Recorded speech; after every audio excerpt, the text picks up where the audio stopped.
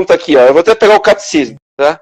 O catecismo vai dizer aqui no parágrafo 1446, né? Diz assim: Cristo instituiu o sacramento da penitência, né, para todos os membros pecadores de sua igreja. Antes de tudo, para aqueles que depois do batismo cometeram um pecado grave e com isso perderam a graça batismal e feriram a comunhão eclesial. O sacramento da penitência oferece a eles uma nova possibilidade de converter-se e de recobrar a graça da justificação. Os padres da igreja apresentam esse sacramento como a segunda tábua de salvação depois do naufrágio, que é a perda da graça. E com essa citação do catecismo, eu te faço a seguinte pergunta, padre: o que eu devo confessar? Isso, tá. O catecismo é uma bênção, assim. Você leu, eu peguei aqui, li junto com você, né? Eu tô com a edição mais atualizada agora, né? Mas a tradução tá a mesma, né? Essa de capa dura. Eu tenho quase todos os catecismos lançados, antigos, novos eu tenho, né? Eu gosto muito de aprofundar na catequese.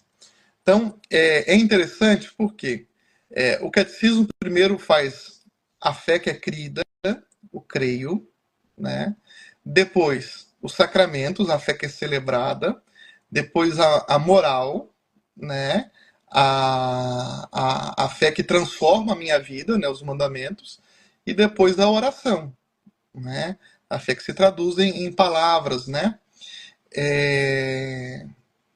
Então, assim, às vezes a pessoa fica perdida, por quê? No catecismo, depois, lá no parágrafo 1849 para frente, que vai fazer a definição do pecado. O que é pecado mortal, o que é pecado venial. Então, habitualmente, na confissão, se falam os pecados mortais, que fazem o quê? Eu perder a graça batismal, conforme o texto que você leu. Né? Então, os pecados mortais devem ser acusados na confissão. Os veniais, habitualmente, por um ato de contrição, aquele ato penitencial da Santa Missa, aquilo implora o perdão de Deus para os pecados veniais, né? Só que se eu não tiver pecado mortal, eu não vou me confessar?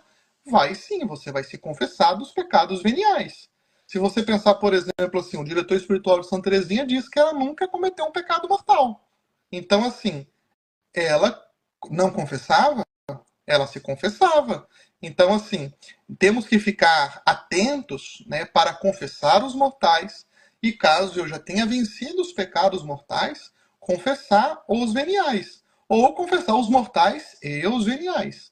Então, tem que ler o catecismo lá, pegar um exame de consciência um pouco mais longo, né?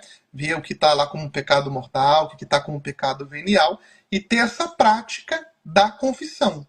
O exame de consciência, ele é o primeiro passo para a confissão. Eu até separei uma citação aqui. Deixa eu pegar aqui no meu tablet. Exame de consciência é o primeiro passo, né? Eu investigar a minha consciência, né? Paulo diz assim aos Coríntios, Coríntios 2, 13 e 5. Examinai-vos a vós mesmos, para saber se estáis na fé. E depois o Salmo 51 diz: porque eu reconheço as minhas transgressões, e o meu pecado está sempre diante de mim. E o Catecismo nos diz, no 1454, né, o exame de consciência prepara o fiel para o sacramento da confissão.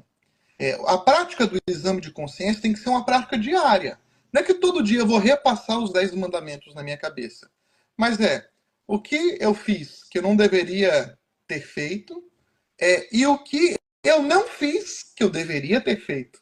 Né? Porque a gente não fala pensamentos, palavras, atos e omissões. Então, eu poderia ter rezado mais. Né? Então, naquele momento à noite, eu faço um ato de contrição, e se é uma coisa que pesou mais na minha consciência, eu anoto no celular, anoto no papel para me acusar na próxima confissão.